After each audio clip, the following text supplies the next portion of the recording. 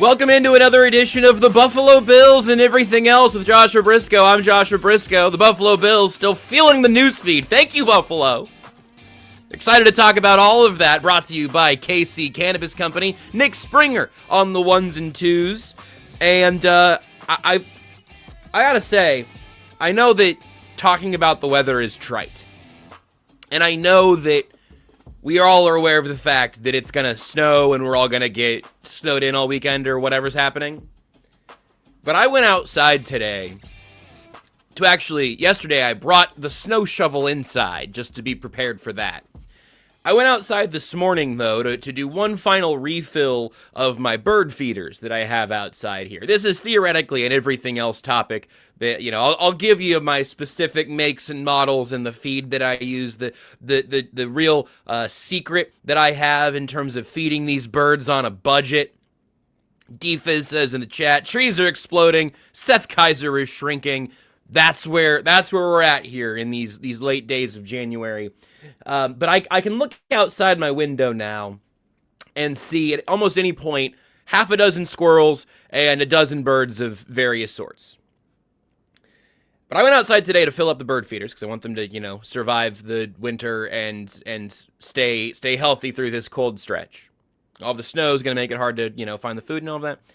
I went out today to refill the feeders, and my hands hurt almost instantly.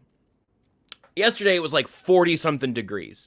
Play a little fetch, set up some, fill the bird feeders, play fetch with the dog, whatever. 40-something, it was chilly.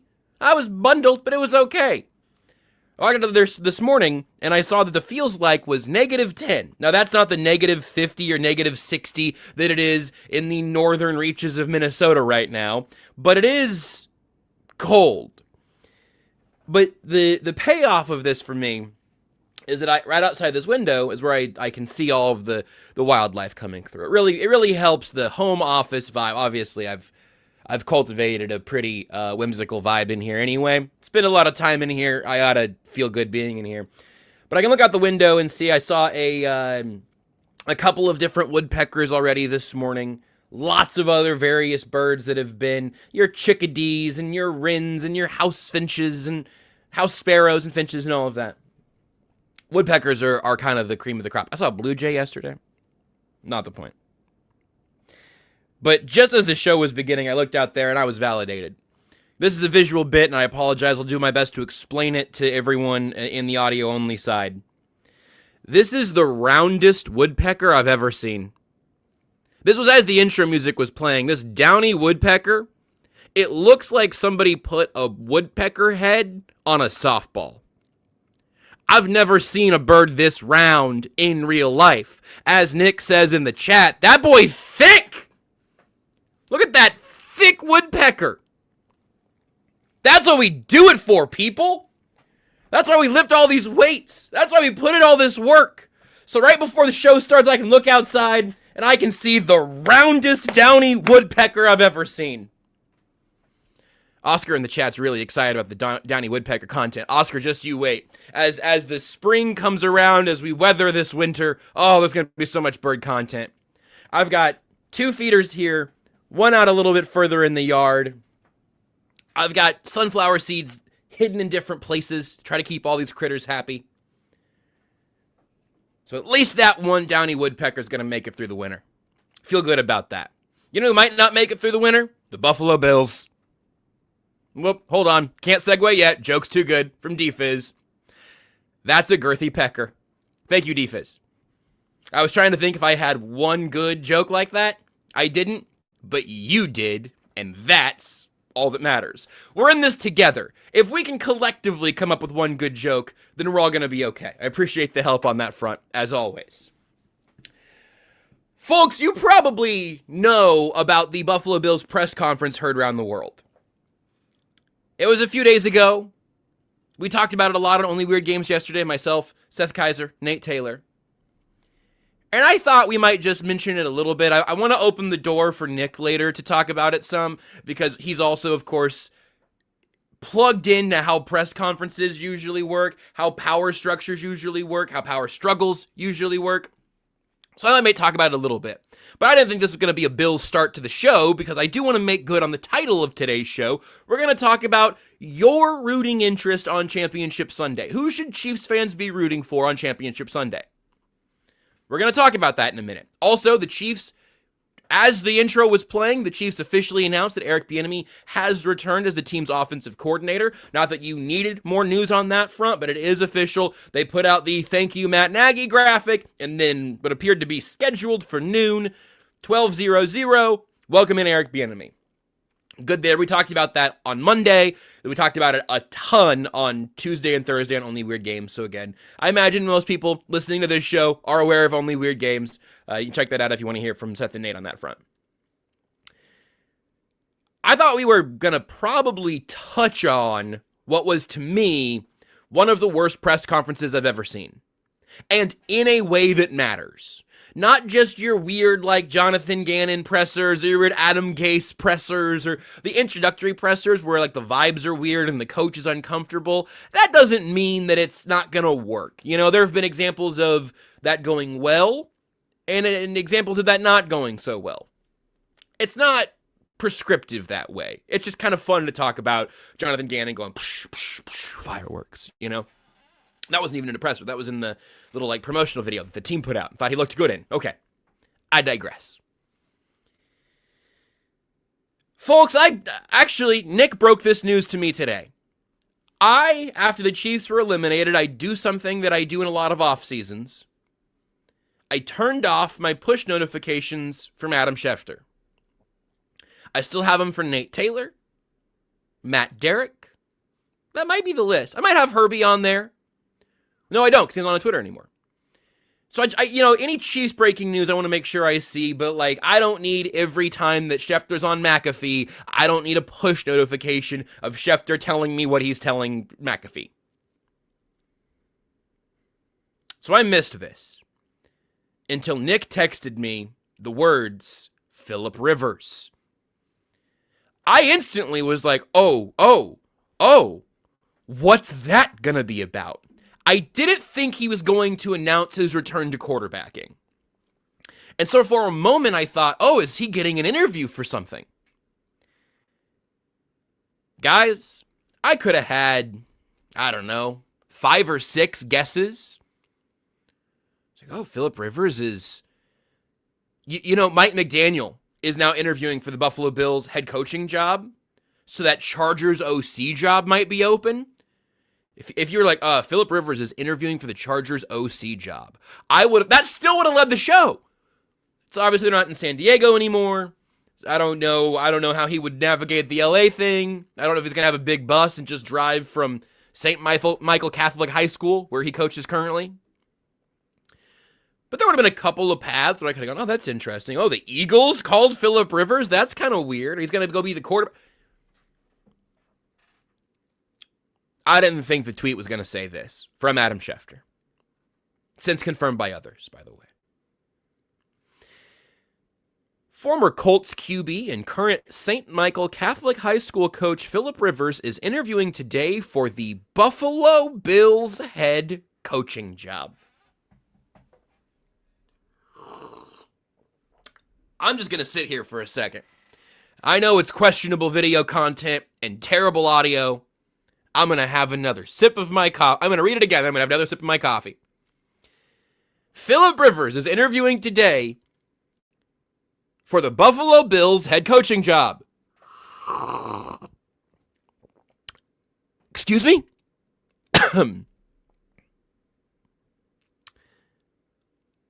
This is wilder than the Jeff Saturday thing. You know that, right?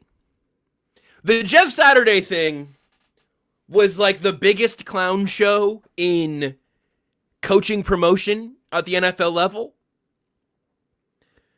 This would be 5 times crazier than that. Jeff Saturday was the interim. It was weird, it was sloppy, it didn't help, but he was the interim, and it was like, well, yeah, the organization knows him, and it was like it was an Irsay thing. It was weird, and I think it was correctly panned, and he was bad in that job. But if the Bills hire Philip Rivers to be their new head coach, it would be one of the wildest coaching decisions in modern NFL history. And I would love nothing more.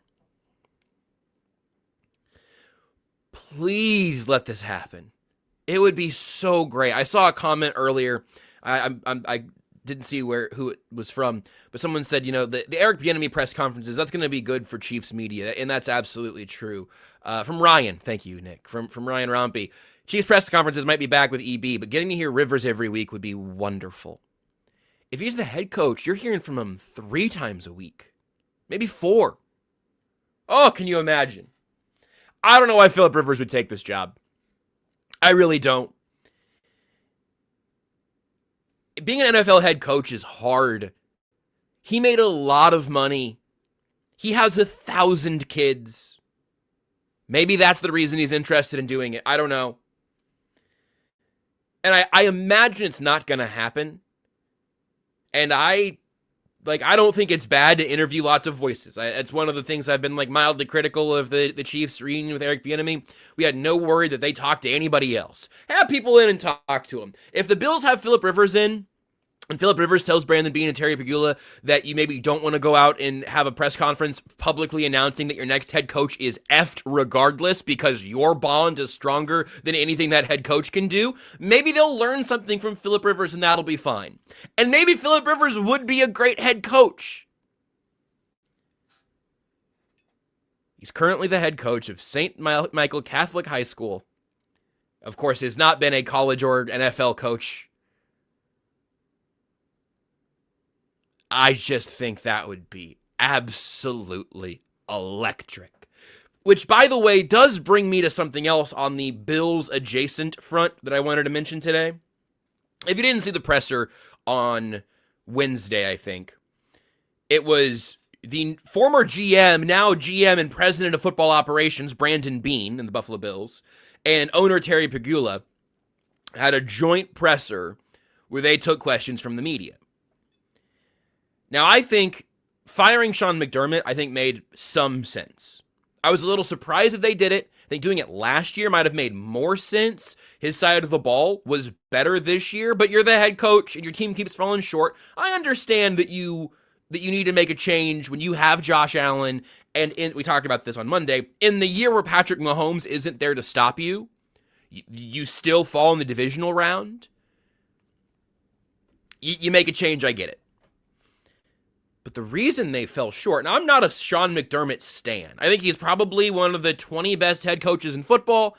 I don't think he's probably one of the 5 best. And if you don't have one of the 5 best, I'd probably be itching to get one of the 5 best. Maybe that number's 10. Maybe there are 10 head coaches. Like Mike McDonald is very close to a Super Bowl right now. And I don't know that I want to put him in the top 10. He seems like a good hire, but I digress. All that to say, I'm not here to fight for Sean McDermott or his analogies for that matter. But the reason the Bills fell short organizationally is that the roster's been falling apart. They have not drafted well. They have not made good investments. They lost the divisional round game in largest part because Josh Allen was terrible, turning the ball over in costly moments, all of that. Share the blame across the board. But what happened, and look, I think even Nick, with his take quake from Monday, I think even Nick would say that the Bills would not be better off if they cut Josh Allen tomorrow. I'll let him speak for himself later. Is their backup Matt Barkley still? I don't know who's back there. Trubisky, isn't it? Mitch Trubisky. They should call Matt Nagy. He's available. You're not firing Josh Allen. We should just acknowledge that he's flawed. You fire Sean McDermott, I get it. It's time for a new deal. You promoted the guy in charge of the roster. And to me, the best part, the Keon Coleman interception from Terry Pegula, the owner, as Brandon Beane's about to field a question regarding Keon Coleman. Terry throws himself in front of that bullet to say, no, you listen here. Yes, he's the general manager. Yes, he picks the players. Yes, that's responsibility. Yes, he just got promoted to do that. Even more. More power. He got promoted because he's been so good at it. Yes, that's all true. But Keon Coleman was a pick of the coaching staff. Coaching staff really vouched for Keon Coleman. And then the internet promptly dug up clips of Brandon Beane talking about how much he loved Keon Coleman during the draft process. I think Seth made this note yesterday. Brandon Beane did not want that defense from the owner, because I think he knew he had, like, those clips were going to be found eventually. But holy smokes. One of the worst pressers I've ever seen. So stinkily that it wafts over the solve of every problem that Josh Allen brings. It's crazy.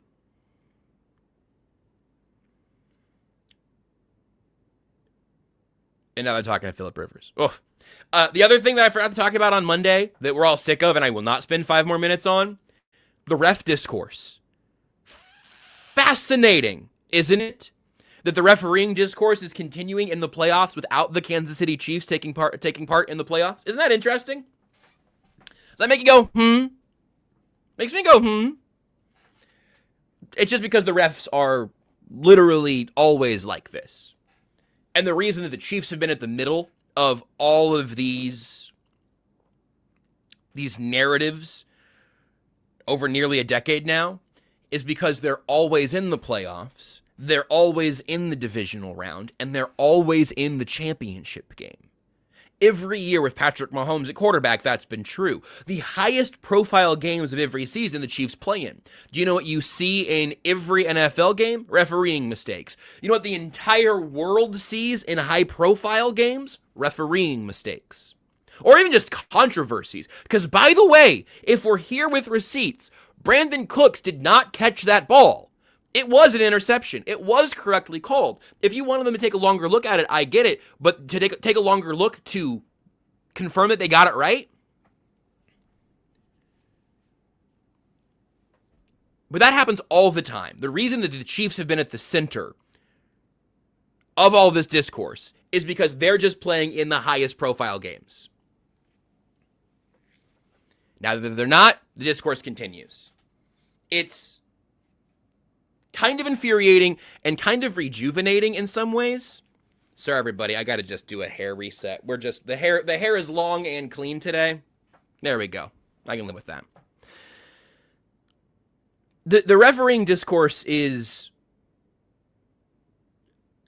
about where the spotlight is at a given time.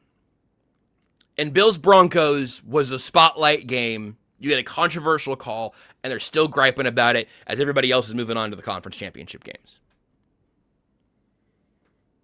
It's nice to have the Chiefs removed from that bit of the conversation, even as the rest of the world is still largely stuck in it. Okay.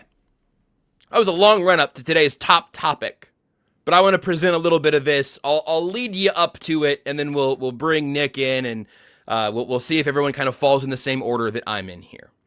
So here's the question I wanted to ask today, specific to this weekend. Who should Chiefs fans be rooting for in the conference championship games? Who is in your best interest to watch them get to and then win the Super Bowl? To be fair, I was more excited about this exercise when I thought the Bears might win that football game, because I was excited to try to drum up this whole like Midwestern alliance kind of thing, and instead we get these coastal elites and the damn Broncos.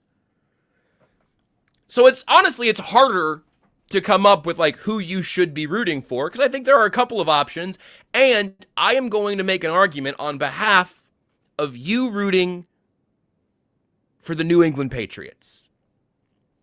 And kind of not just for this week, by the way. I'm not rooting for them to win the Super Bowl, but I want to talk about the Patriots kind of most specifically here. In fact, let's do this, Nick, just so I don't get completely lost. Let's go ahead. I'm going to tell the good folks here about KC Cannabis. We'll start with that one, and then I want to come back. I'm going to set the stage on this, and then Nick, I'll bring you in mid-next segment or whatever. We always end up taking the last break with 2 seconds left in the stream, and I'm trying to improve about that. You know what I'm not trying to improve, because it doesn't need improving upon? KC Cannabis. It's Kansas City Cannabis Company. You can check them out online at kccannabis.com. Of course, it's for adult use only, 21 and over. They're crafted for Kansas City, by Kansas City. They are a locally owned and operated company rooted right here in this community, 5 KC area locations. And look, folks, you got a little bit of time before the snowpocalypse. You're about to be cooped up at home, snowed in, at least all weekend, maybe in the next week. This would be the time to stock up. If I was advising you on maybe a good time to go check out one of the beautiful 5 locations, go in and talk to the bud tenders, order online, and pick it up through the drive-thru, you can do that at their 5 locations, KC North, Blue Springs, Kearney, Excelsior, and Lottawanna.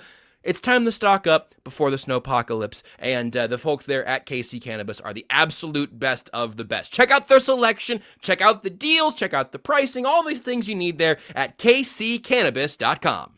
Looking for premium products in Kansas City? Whether you're new to the world of dispensaries or a seasoned enthusiast, we've got just what you're looking for. Proudly Kansas City owned and operated, with 5 convenient locations in Kearney, Blue Springs, Excelsior Springs, KC North, and Lake Lottawanna. And our knowledgeable team can help educate and guide you so you can feel confident in every choice you make. Come see for yourself what makes us the most trusted name in Kansas City. I'm going to make an argument on behalf of the New England Patriots. Here's how and here's why. I've seen this stat a number of times. You've probably seen different versions of this stat. Every AFC championship since the 2011 season has featured either the New England Patriots or the Kansas City Chiefs. That stat continues because the Patriots are in it this year. 2011. That's crazy. Chiefs or Patriots since 2011. Jeff Kerr tweeted, "This will be the first AFC championship game without Tom Brady, Peyton Manning, Ben Roethlisberger, or Patrick Mahomes in it since 2003, when it was Rich Gannon and Steve McNair." That's unreal. And I'll say about these Patriots, the thing I'm kind of working towards here, I'll give you my thesis on New England here and we'll work up to it. I kind of like, I never used to, but now that the Chiefs are here, I kind of like the idea of the old guard, the old money, being the other team in the AFC to break through the Chiefs' barricade for the first time in many, many, many years. The Bengals obviously got to a Super Bowl, fall short, and they are coated in that stench. The Bills and the Ravens don't even get there.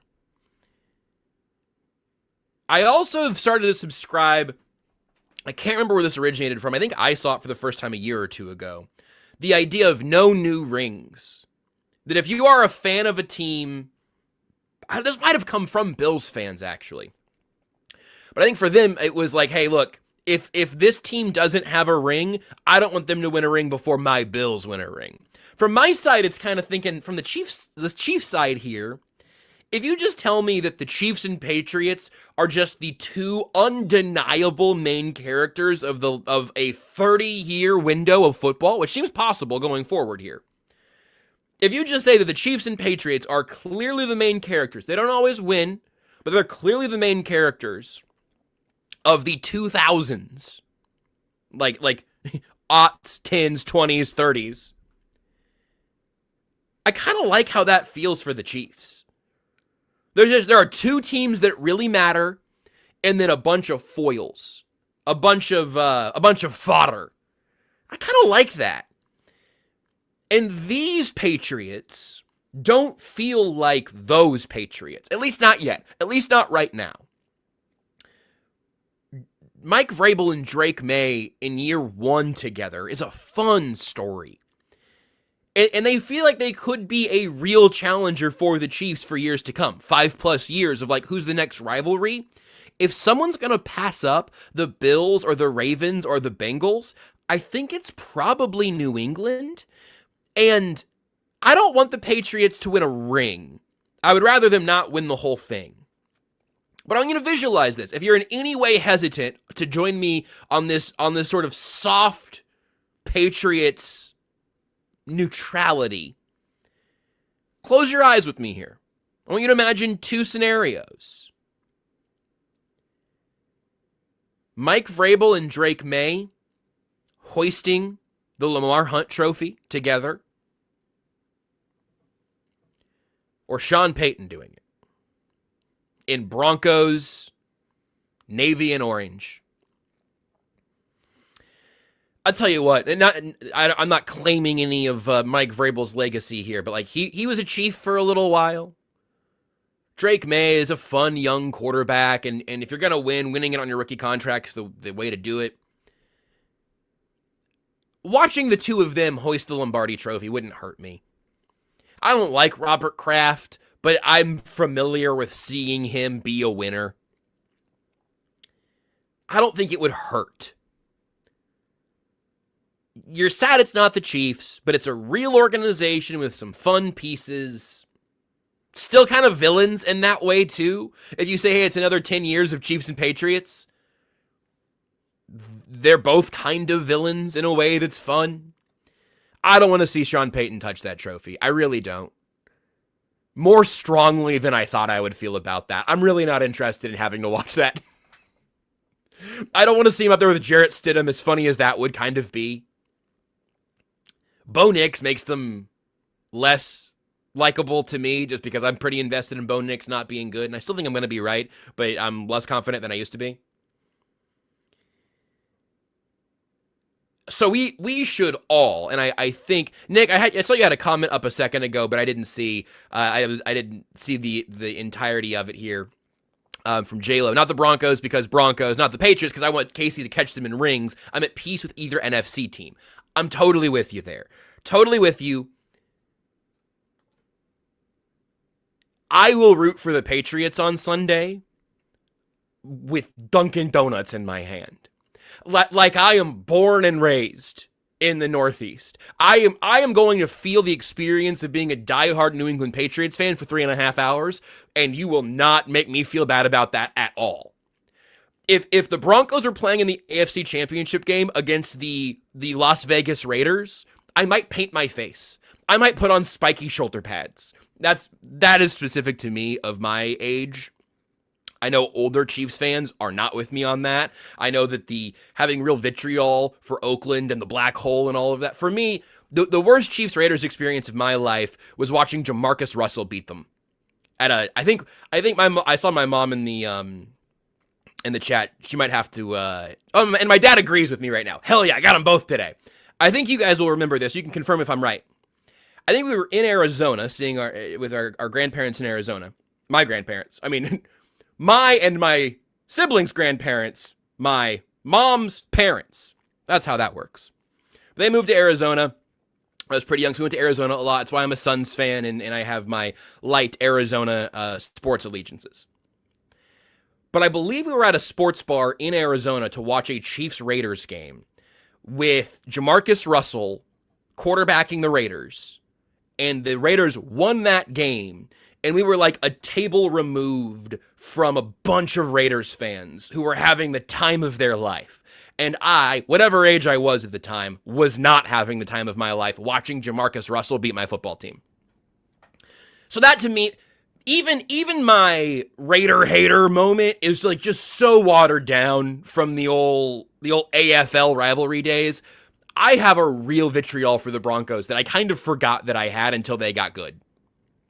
I was like, oh no, I do still dislike them. I disliked watching Peyton Manning make them competent. I dislike them now. So I would root. I'm trying to think of the funniest thing that I can say that wouldn't get me in trouble, which is often what I'm doing, both in real life and in podcasting.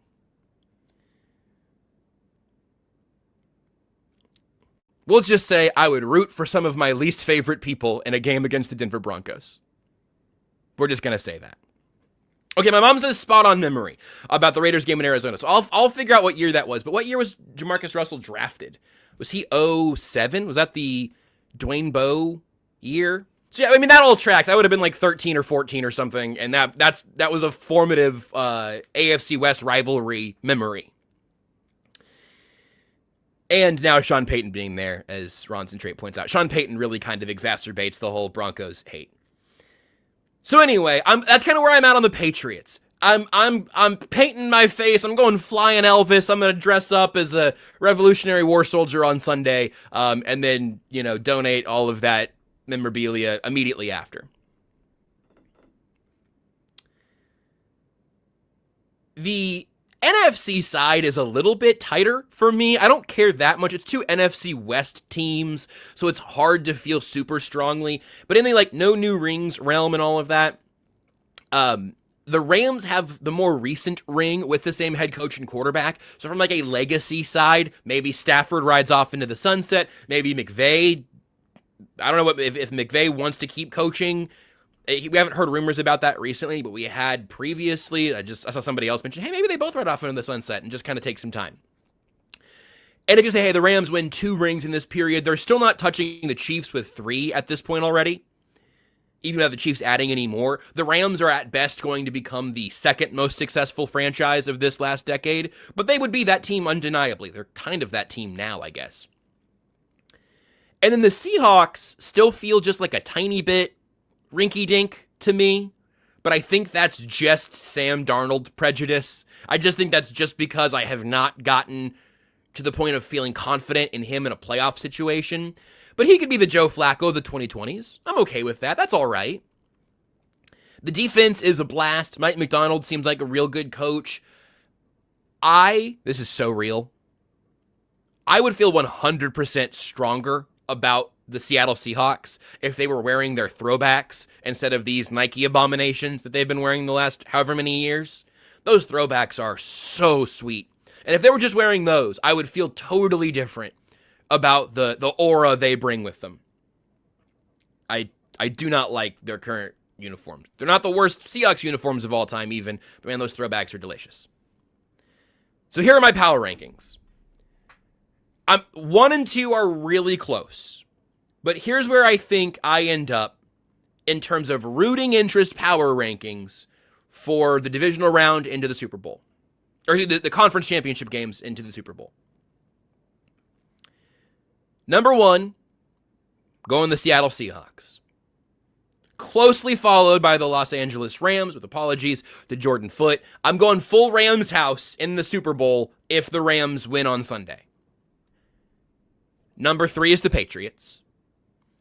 And then number 4 is the Snowpocalypse. And then number 5 is total societal meltdown. And then number 6 is my own type 1 diabetes. And then number 7 is the apocalypse. And then number 8 is the Broncos.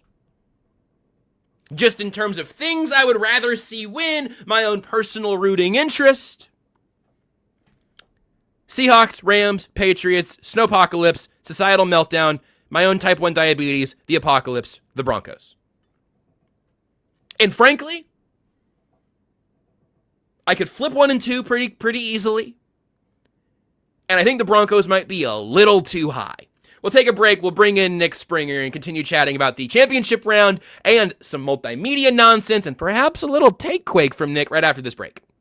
Hey, what's happening, people? It is Benny Heiss, KCSN betting analyst. And while the Chiefs may not be in the playoffs, that doesn't mean there is not plenty of action to go around for the rest of you that are still crazy fans of the National Football League. And with DraftKings Sportsbook, an official sports betting partner of the NFL, it makes every playoff moment feel bigger. So whether you're looking at individual matchups in the wild card or for a possible Super Bowl matchup or for futures come postseason time, DraftKings has your back, and they also have your back with early exit protection. If the player in your eligible NFL prop goes down at any point in the first half, guess what? You can still get paid in cash. What an opportunity. What a way to be able to enjoy the playoffs and not worry about anybody that you include in those props going down, especially early on, and ruining the rest of all of your legs. So here's what you do. You download the DraftKings Sportsbook app, use the code KCSN, that is code KCSN, to turn $5 into $300 in bonus bets if your bet wins. In partnership with DraftKings, the crown is yours. Remember, if you have a gambling problem, call 1-800-GAMBLER. New York, call 8778-HOPE-NY or text HOPE-NY. Connecticut, call 888-789-7777 or visit ccpg.org. On behalf of Boot Hill Casino in Kansas, wager tax pass-through may apply in Illinois. You must be 21 plus in most states. Void in Ontario. Restrictions apply. Bet must win to receive bonus bets which expire in 7 days. Minimum odds required. For additional terms and responsible gaming resources, see dkng.co/audio. Limited time offer. Let's let the big dog out. It's the Spring Dog, Nick Springer, with us here on Everything Else. I'm giving you like the guest intro. I feel like it's deserved. In fact, as that was playing there, I actually ran to go get a delivery off the front porch. And let me tell you, it's cold outside. It's not warm. It's not warm. And it's going to get colder. I hate to break it to you. It's going to get colder. Yeah. I hate to hear it, but it's true, and I'm inside for the most part, so I'll live with that. I need to burst your bubble here on the on the Patriots stuff. Burst it. I was gonna ask you. I figured we might disagree on some of this. Go ahead, burst it.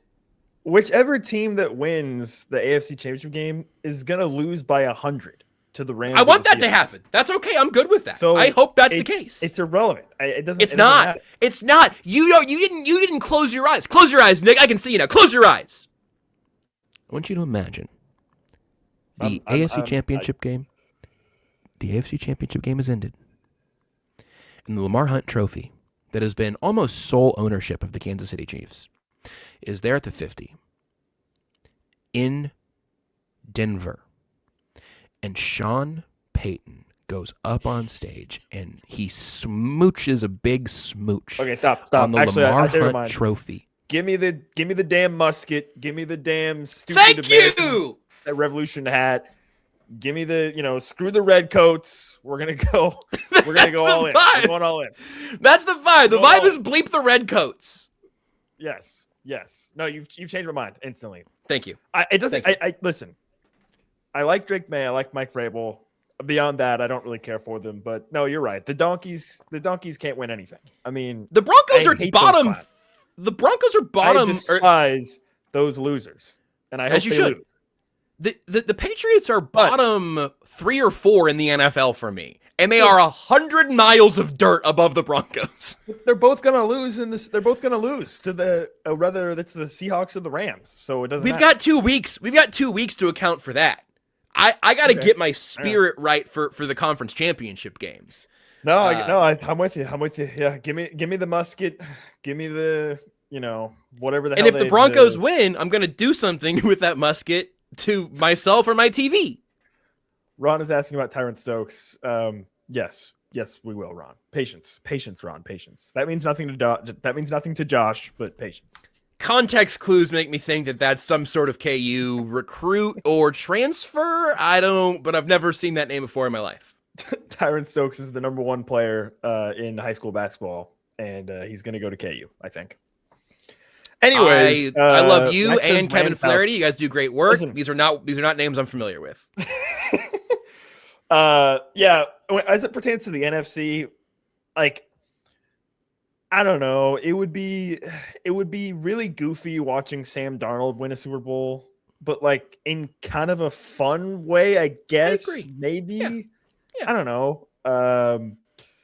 With the Rams, the only thing with the Rams is, and I think I saw somebody tweet this or something, is if the Rams win and Stafford is Super Bowl MVP, you could then, I think, legitimately make the argument that he's the best quarterback in the league. And I don't really want that to happen. I don't really want that to be the case. So I guess I'm not rooting for the Rams because of that. Because quarterback discourse is a good point. Because Sam Darnold doesn't change that, and Drake May probably doesn't change that. Right. If Drake May goes out and wins a Super Bowl and wins the Super Bowl MVP, I don't think anybody's going to be saying he's the best quarterback in the league. Obviously, Garrett Stidham, whatever. Not Sam quarterback on his own team. Right. Sam Darnold, same thing. But if Stafford goes out and wins the Super Bowl MVP, and presumably he's going to win the regular season MVP this year too, right? So if he's basically the trifecta, the clean sweep of regular season MVP, Super Bowl champion, Super Bowl MVP, now he would have 2 Super Bowl titles. I don't even know. I meant to look this up. I don't know if he won MVP when the Rams won it before. I'm assuming he did because I don't think so. No. I think. Oh, you mean Super Bowl MVP? Yeah. Oh, good question. It was a low scoring game. It might have been Donald. Yeah, yeah. So, but if that happens, then I think there would be people that would say, well, Stafford's the best quarterback in the league, right? Obviously. Somebody's saying Cup. Did Cup win it? That's what Ryan's saying. In the I'm chat. on it.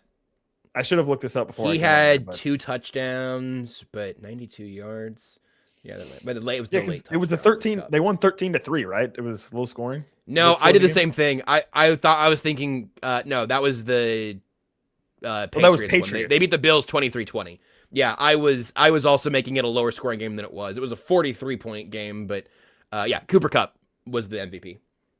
Okay. Well, I'll tell you what, I forgot that completely that he was the MVP. Yeah, that's crazy. Yeah, but the point being, again, I think that there would be folks that would start to craft the argument that Stafford would be the best quarterback in the league.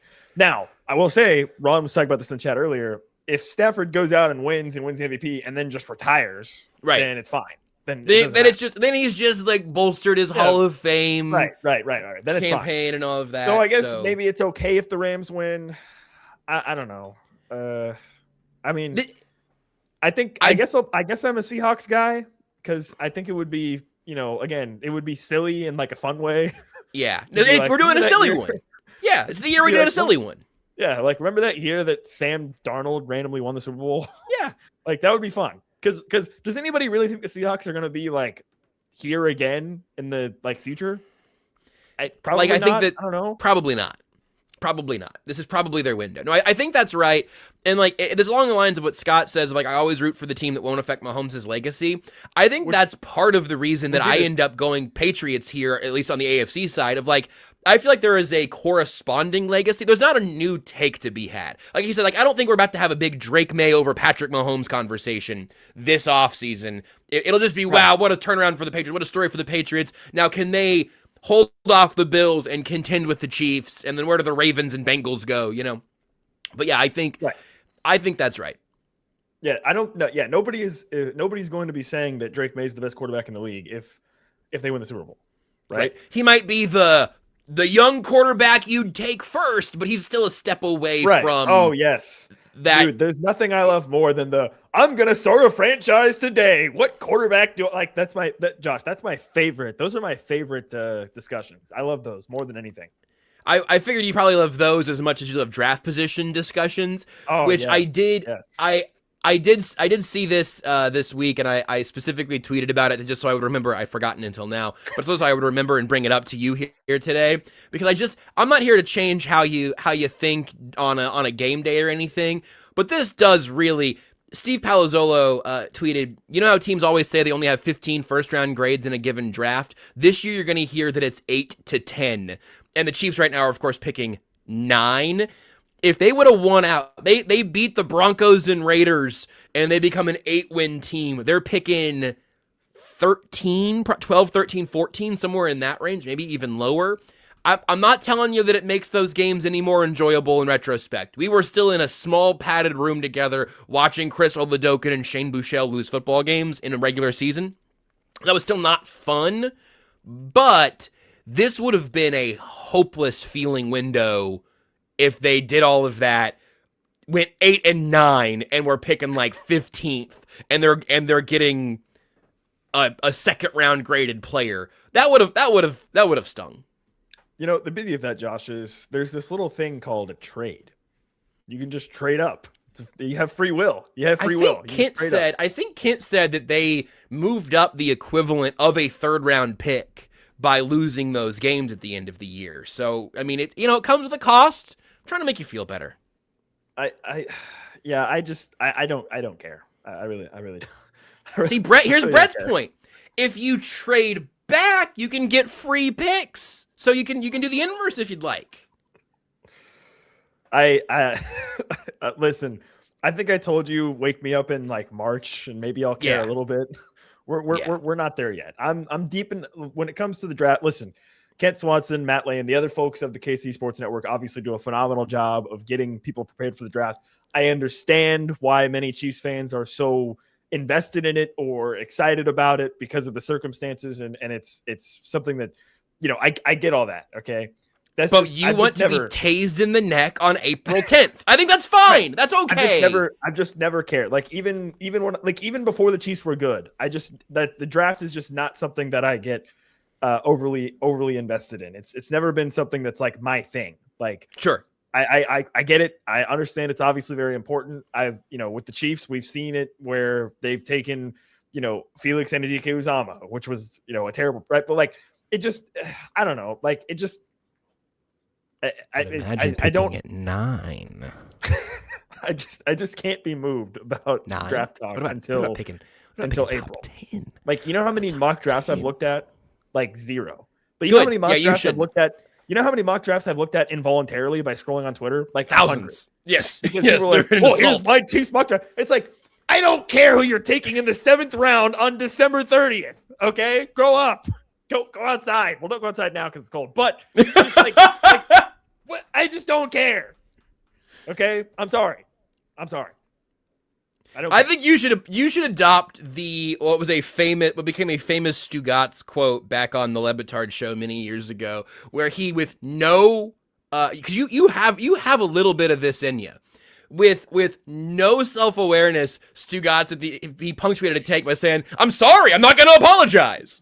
And it's such that is in the back of my head forever. I'm sorry, I'm not going to apologize. And I think, damn, wait a second, hold on. You just said, "I'm sorry, I'm not going to apologize." I think that's the right energy to bring. To be apologetic about your lack of apologizing, I think is really what you should really grab onto. Yeah, like, speaking of, 4 or 5 names that I know, and hopefully they get one of those guys, and I'll let Kent Swanson tell me if the Chiefs did a good job or not.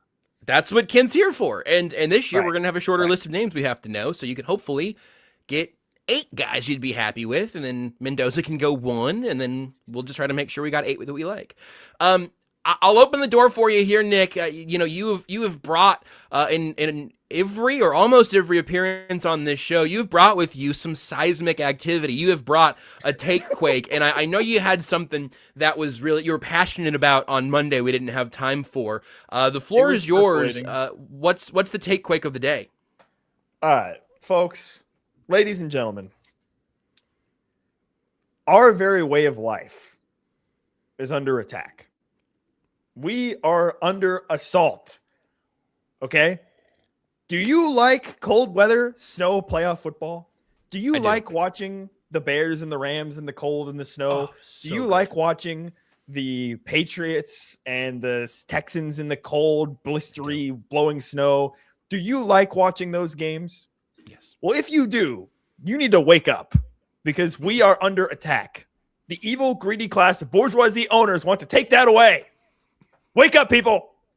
Wake up. Look around. Our big, beautiful game is being threatened. Our very way of life is being slowly but surely ripped away from us, right in front of our eyes. And unless you are an NFL owner, it's us versus them. And you're one of us. So go join the team. We must resist to preserve our way of watching glorious outdoor NFL football in the playoffs. Thank you. Freedom! You got my vote. Oh, 2026, 2020. When are you running? Listen, the proletariat must rise up, okay? We must rise up. We must resist, okay? We must resist and preserve our way of life, okay? Think about it. People talk about the Ice Bowl of the Packers and the Cowboys in 1970 or whatever the hell, 30 years before I was born, 40 years before I was born. But you know what? That won't exist anymore. They want to take that from us. They want the stupid Texans, the Dolphins, the Jaguars. They want those teams to be rewarded for playing in their, we're in Florida and we're in warm weather. No. This is football, damn it.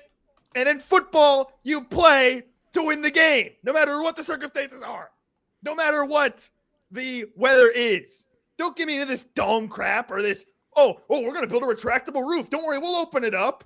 No more cardboard on concrete. Thank you, Ron. We must preserve that. Play football outside.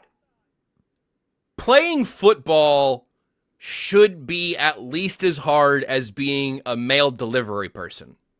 If the USPS can deliver mail under these circumstances, you should be playing football in it. Yes. It's a good take. Play Have you seen the football news about the outside. Chiefs going to Kansas and all of that? Wait, Have I what? told you? Yeah, don't worry about it. Don't worry about it. It's okay. We'll figure it out. We don't have any further plans. I would like at least the retractable would be fun. I Spyro, Yeah, but concerts in January. But I Spyro again. You got to understand something. Are you a billionaire? Open Are your you an third N- eye. Are you an NFL owner? Because if the answer is no, you're with us. You're not getting any of that. The bourgeoisie, you're getting that. And they're taking away your sweet treats. They're taking away your outdoor football enjoying experience and watching. So who's the real winner here? Who's the loser here? I'll tell you who. It's you. But not unless you join me and join the proud fans of the NFL who have built this league. We built it. We should have a say. Outside! Or wait, I wait a think minute. this is a This good is a great idea. You can do concerts in January. There's no law that says you can't. Make Taylor Swift sing in the snow. Genius. She's a performer. She's a warrior. I feel like she would do that. Right. The wardrobe would Yes. probably have to change, but that's fine. You're here for a snow show. The wardrobe changes for football games too. Imagine Taylor Swift looking like the kid from A Christmas Story, Christmas Carol, whatever, doesn't matter. Imagine her like Tiny Tim out there with no, never mind. All right, I lost it. You want to talk about video games for a second? Join us, comrades, in the resistance movement. I think this is a worthy cause, and you have my vote whenever you need it, Nick, and you know that. Thank you. A brief mention here on the video game front, since we're here. Yesterday, the new Cult of the Lamb DLC called Woolhaven came out. This DLC, it's a paid DLC, so they're gonna take another couple of nickels out of your pocket. Also, yeah, Taylor Swift could do that under like heating lamps and stuff. I feel like she could actually probably make spotlights like that just heat enough that she could actually continue to pull that off however she wants. She's got the pull of a small country's economy. This is not a Taylor Swift problem. This is a bourgeoisie problem. Which game are we talking about? Sorry. Cult of the Lamb. The DLC is called Woolhaven. Sometimes I just black out when I get going, and then I don't. I totally understand. It's honestly, it's why I went first here, because I was like, you need a second to simmer down. You brought the heat, you brought the take quake, but you need to make sure that there are no further aftershocks. If you just yell about a stadium here, I get it. That was a moderate take quick, I think. That was not a major. I agree. It wasn't an unhinged one. I think a lot of average NFL fans would agree to a certain extent with what I said. I think you would win the popular vote for sure. Do you enjoy watching games in the elements on TV at least? Wait, I think you would absolutely win the popular vote. Did the Bills really interview Phillip Rivers for their HC gig? Yes. Yes. They did. Apparently, we are living in a very unserious timeline, and that is continuing with what the Bills are doing. We started the show with more Bills talk. If you want to listen to that, you can subscribe to everything else wherever you get your podcasts. Oh, this is interesting. My mom said the Tampa Bay Lightning will play a hockey game outside at Raymond James on February 1st in Florida. They play hockey outside, and if it's hot, they still play. Don't do that in Florida, though. That it's the seems same like a principle. mistake. Same principle. Make it happen. It's easier. I'll say this. I will say this. Eric Bieniemy's back. Actually, wait a minute. I just came up with a compromise. This is why I tried to give some space for the aftershocks. I could feel that there were more aftershocks still coming. I just had a bazinga moment. Okay. Bazinga. Wait, that's not the right phrase. Eureka. I just had a eureka moment. No, Nick. No. What? You had a bazinga moment. You will not wash away. You had a bazinga moment. That's yours forever. I have a happy compromise. Okay. Listen, the revolution is off. The resistance is off. I have a compromise. Whoa. The bourgeoisie get their stadiums. They get their retractable roofs. They get their domes, whatever. But we install systems to make it snow inside and make it really cold. So we just match selective weather. We just match the weather that's outside. Inside I the love dome. it. Inside the retractable roof stadium. That feels environmentally conscious. That feels that's good. That's a good idea. Don't go attacking anybody wearing a red coat. The revolution's canceled. Everything's fine. I just solved it. I may have just made world peace with that, actually. You created it by, as long as we can control the weather inside state, we can do some artificial snow. That's possible. Sure, absolutely. Yeah, asbestos snow like Wizard of Oz, says Megan in the chat. That's perfect. Yeah, we can. This is no problem at all. This is going to be a good evolution. I think we're going off course there a little bit. We're not trying to kill the people that are watching the games. I think you just let them play outside. Personally, what I would do, I just let them leave the stadiums outside. I think. That too.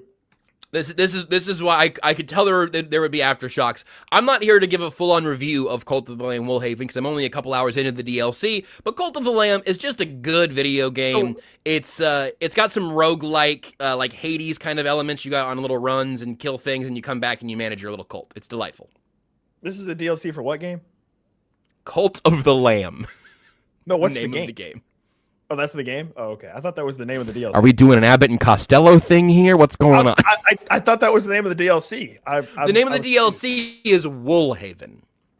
Okay. The game itself is called Cult of the Lamb. Like a little sheep. Like a baby sheep. I'm back. It's really good. I enjoy it very much. It's on every platform.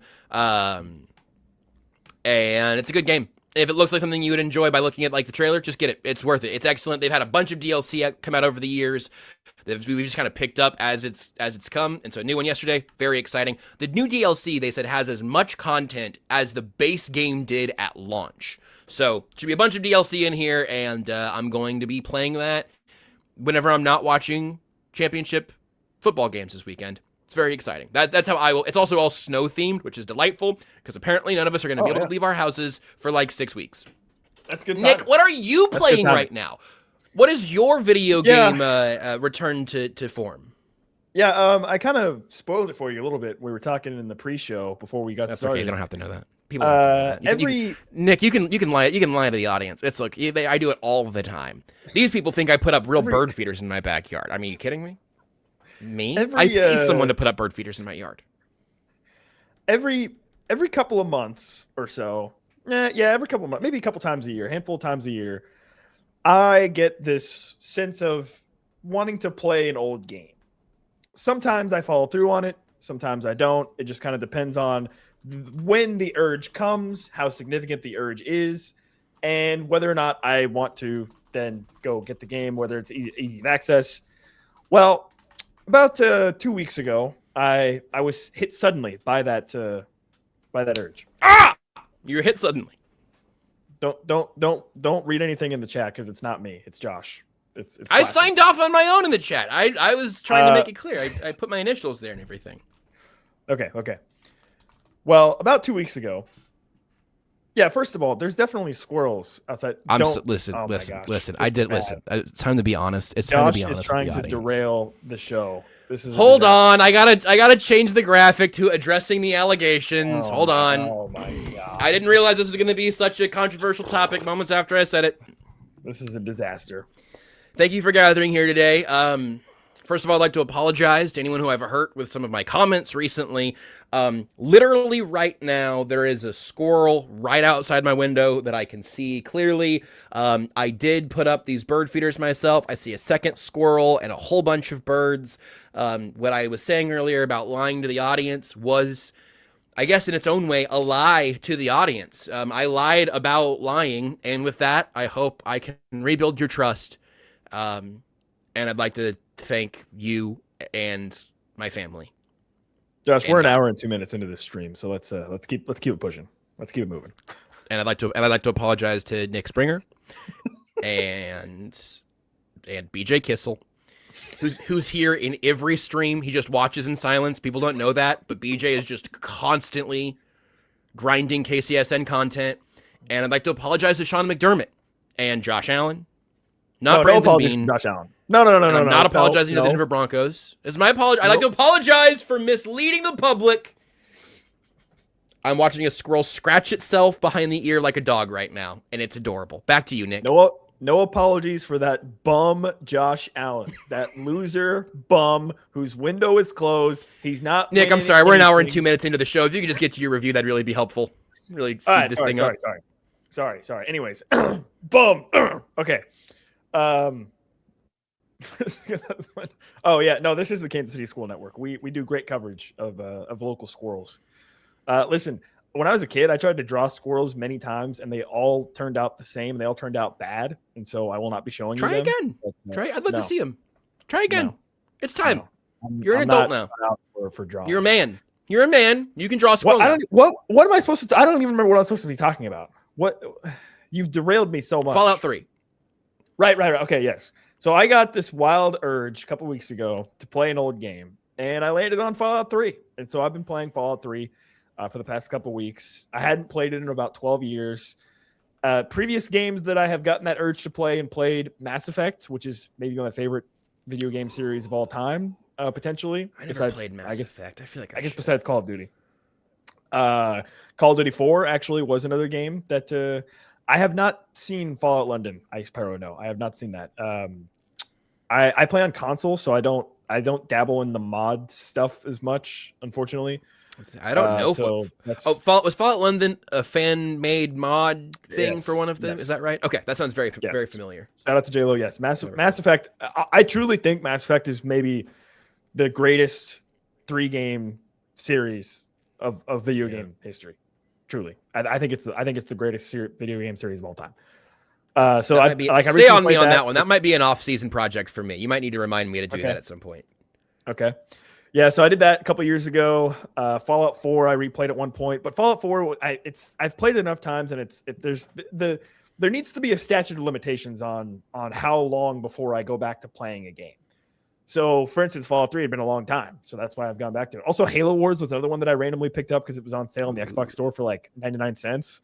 And then it was way harder than I remembered it being. Like, I don't know if 14-year-old me was just elite or if I just am ass now, but like, I was legitimately being like, this is hard. Like, I'm having a difficult time with this game. So that was a bit sad. I don't know. I guess I'm washed. It's possible. But we're playing Fallout 3. I'm level 13, I think, right now. Been grinding away. I defused the bomb in Megaton because I'm a kind soul. I didn't have it in me to blow it up. Wow. Yep. Listen, we talked about this before. I'm seeing people in the chat. We talked about this before, but back in the Call of Duty days, I was an absolute animal, and you did not want to see me on the sticks across from you in a little team deathmatch game in Modern Warfare 2 or Modern Warfare 3. Or Black Ops or Black Ops 2. I was him. Some would say Himothy, but yeah, I guess I just suck now.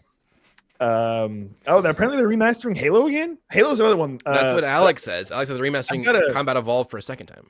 I've got a good buddy of mine, and we haven't. Unfortunately, our schedules haven't quite lined up yet. We're gonna co-op the Halo remastered, all of them together, but our schedules haven't quite lined up to do that yet. But there was one time when I was like 12. Where me and my cousin played every single Halo all the way through, and it took us like 14 hours, and we did it all in one day. It's crazy. One of the best days of my life. Oh, that's awesome! Wow. That rules. Yeah. For Halloween, I went back and replayed some of the Left 4 Dead campaigns, the OG Left 4 Dead. That was fun. Scott says in the chat, if you ever got killed by your _new _stepdad, that was me. Hey, Scott, if you ever got 360 quick scoped by Big Stinky 097, that was me. That was me, big dog. That was me. Good. That's so good. Yeah, dude, honestly, like hearing the sound of the intervention activates like some sort of insane neuron shit in my brain that I can't even explain. It's like it's like you know what, it's like that thing where it's like it just stimulates you and you're like, oh, it's like that. I don't even know. It's Can we clip that? Crazy. Someone clip that. Someone clip whatever Nick just did there. Leave me out of the video. You can sound makes me feel some type of way. Yeah, I don't know. I guess this is what like all people go through in life. Just to wrap up the show here, Josh, I'll make this as quick as I can. No, you go for it. Thanks again to our friends at Kansas City Cannabis Company. You can check them out online at kccannabis.com. And I'll say bye to my mom whenever. Go ahead, Nick. Guys, the nostalgia is real. I got to be honest. Like, if you are in the chat, you're probably like me and Josh. No, I didn't use NoobTube. Shut up, Scott. No, I was not a camper. No, that wasn't me. That was not me, bro. We're now questioning Nick's character in the chat. No, that was not me. But listen, the nostalgia is real, guys. And if you're like me, if you're like Josh, if you're enjoying the show, if you're in your, let's say 30s, late 20s, whatever, and you grew up playing video games, okay? You grew up with video games. It's The time. nostalgia is real when you think about enjoying those nights with your friends and, spending time eating some Cheetos, drinking some Mountain Dew, playing Halo, playing Call of Duty, playing Gears of War, playing whatever else. Like that nostalgia is real.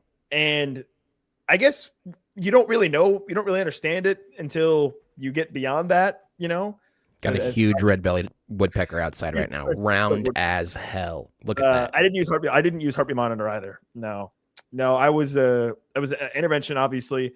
TAR, ACR, pretty much every AR, AK, the AUG, by the way, in Model for 2 with FMJ, bling, plus a 4 grip, stopping power.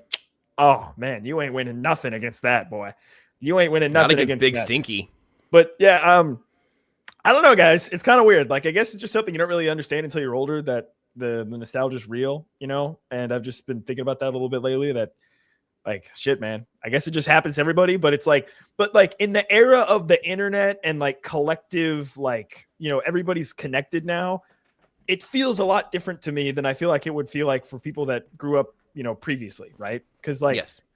Everyone has these shared experiences, but we now through the internet and through these types of things have the ability to feel connected with like many more people, right, than you would otherwise. And so, yeah, I don't know. It's kind of sad. It's kind of sad. It is. Yeah. LAN parties, but it's also, it's also never been easier to tap back into some of that, and then you have to rebuild those communities and those connections, and that takes work now that we're older, but it's worth doing. Right. Which, to circle back to the beginning of this conversation, that's kind of what I'm getting to when, every couple months I just get that feeling, like that sixth sense of like, you know what, I just need to go back and find a game that I played when I was younger that I liked and just replay it and just enjoy it for what it is. I don't even, and honestly, like, I don't even need it to be remastered, like I'll just go play. I don't care about graphics. I don't care about mechanics. Like, I'll just go replay Call of Duty 3, like the original, like just straight up the game. And just play it as it is, as it was, as it forever will be. Just an example, something like that. So I don't know. I would encourage other people to do the similar thing because it's a lot of fun. And honestly, for the people in the chat talking about Modern Warfare 2, like you can still play the game today. Like you can still turn on your Xbox, turn on your PlayStation, whatever, and play it today. And I do that. Now my name is not Big Stinky 097 anymore, but I do still play. I might even play tonight. Big Stinky 098. Look for him. Screw it. I might even play tonight. So you can still do it. You can still do it. You can still go back. Obviously, there's very few people playing, but you can still find games. And I've done it, and it's fun. It takes you back. You can message Nick on Twitter and ask get his handle or share yours, and you can go into that. I think I can just say it. It's not going to dox me or anything, right? Nobody's going to be able to find anything about it. I don't think it's probably publicly associated with your home address or anything. Okay.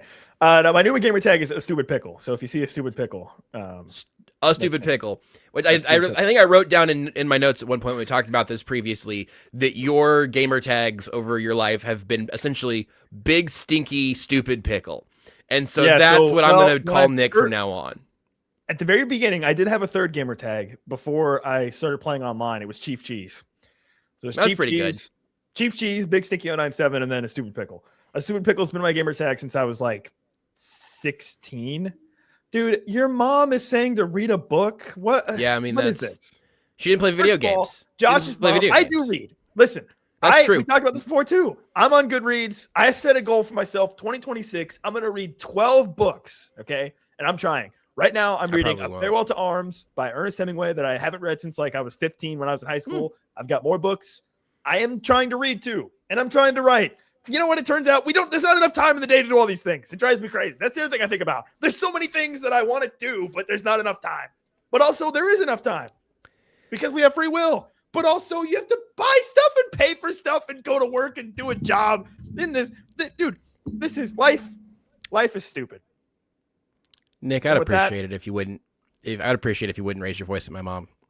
Oh, sorry. No, I If you didn't. No, could, I if you didn't could mean just, it to if you raise could it. please, Listen, Nick, it was if you not could, a- Nick, it if you was could not- stop it screaming was at my just mother, out of please. She brought me into this world, and she'll take you out of it. Please stop yelling at my mom. No. It has nothing to do with Josh's mom. Josh's mom is great. I just wanted to She's- know you've that I already do yelling read at- books. Please Josh's stop mom can follow me screaming on at my- Goodreads. You've gotta lower your messed up my voice, mic, Nick. man. I'm gonna. You know what? Please stop screaming at my I have mom. this stupid stand. It doesn't work. The You say connection's I not screwed right. up your mic? I'm not there with you. No, you didn't screw up my mic. I screwed it up. Stop blaming my mom for everything. Your mom is great. I've never met No, her, but well, I'm it sure she's a great doesn't lady. sound like it the way you're screaming at her.